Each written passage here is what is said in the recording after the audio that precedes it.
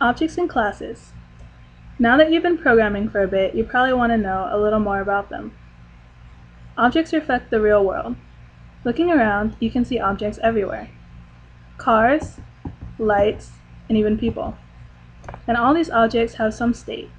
Cars have color, lights have a certain brightness, people have names, and much more. And each of them does something. Cars can drive, lights can be turned on or off, and people can program, among other things.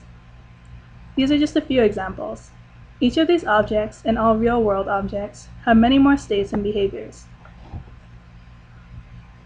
In Java code, object state is represented by fields, basically variables. Object behavior is represented by methods. All objects in Java are instantiated or created from a class that defines their state and behavior. So it turns out, classes are like blueprints of objects. Say you want to build a house. So you have a blueprint, and you follow it, and you build a house. But then your neighbor decides she likes your house, asks for your blueprint, and builds her own identical looking house next to yours. Although you both built houses from the same blueprint, you don't have the same house. Although they look the same, you each have a physically different house in a different location. In Java, we call this creation of objects from a class instantiation. A class describes a type of object.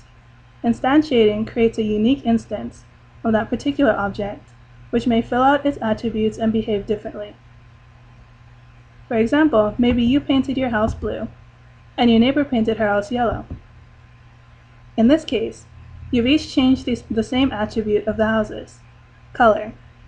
As for behavior, for example, perhaps your neighbor installed a security system, while you simply bought extra locks for the windows and doors. Now the houses behave in a slightly different way in terms of security, even though at the base level, they're made from the same blueprint. So basically, classes describe object state and behavior.